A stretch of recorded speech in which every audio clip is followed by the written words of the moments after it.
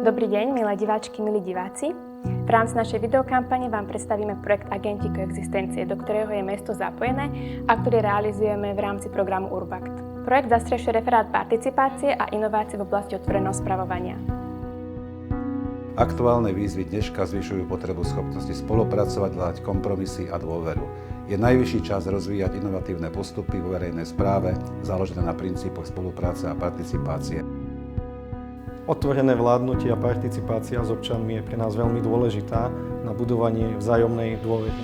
Je to jednak preto, že sa snažíme poznať čo najviac myšlienok a nápadov od našich občanov, ktorí vedia najlepšie, čo ich trápi, a z týchto nápadov môžu vzniknúť naozaj zmysluplné projekty. Takisto potrebujeme túto dôveru, aby sme my vedeli občanom povedať niektoré naše zámery, odkomunikovať s nimi a poprípade participovať na tom, ako vyriešiť niektoré problémy, ktoré nás trápia.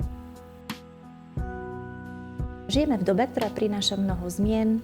Sú to napríklad situácie, s ktorými sme sa doteraz vôbec nestretli, alebo naozaj zložité problémy, ktorých riešenia nie je ľahké nájsť. Tieto výzvy násobia potrebu spolupráce, spoločného hľadania riešení, kde je potrebné využívať kolektívnu inteligenciu. A túto kolektívnu inteligenciu tvoria poznatky naozaj širokého spektra aktérov ekosystému samosprávy. Sú to napríklad obyvatelia, výskumné inštitúcie, univerzity, ale aj samotní zamestnanci mestského úradu, či aktéri podnikateľského prostredia alebo ďalší angažovaní aktéri občianskej spoločnosti.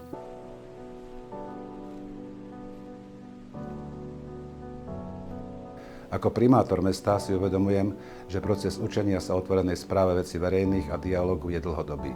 Vyžaduje si zlepšovanie schopností a pracovných postupov. Moja pozícia viceprimátora je veľmi dôležitá, najmä aj pri osobných stretnutiach s občanmi. Taktiež moju úlohu vnímam aj veľmi významnú v rámci nášho mestského úradu, kde na pravidelných stretnutiach s našimi vedúcimi oddelení a odborov často preberáme aj projektové zámery a práve sa snažíme dostať tieto myšlienky a projekty vzniknuté z participatívneho procesu do popredia.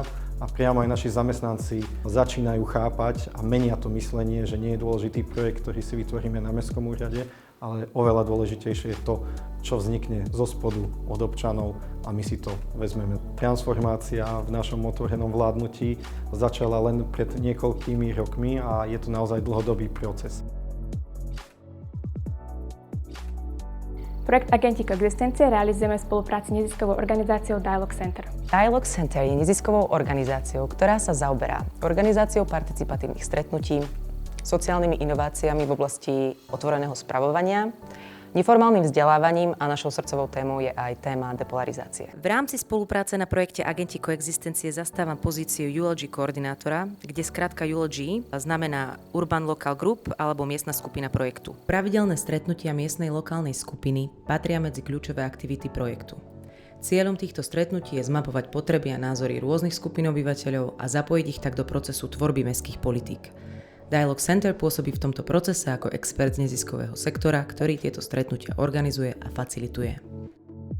Ja sa veľmi teším, že sa naše mesto zapojilo do projektu Agenti koexistencie, pretože tento projekt vytvára príležitosť pre naše mesto, aby sa mohlo učiť a postupne aj meniť svoje vnútorné nastavenie na otvorený a participatívny spôsob správy vecí verejných. Ďalšou obrovskou výhodou projektu je, že sa môžeme počas tejto našej cesty učenia sa k otvorenému spravovaniu radiť aj s ďalšími 8 samosprávami v rámci celej Európskej únie, ktoré prechádzajú podobnou transformačnou a inovačnou cestou ako aj náš mestský úrad.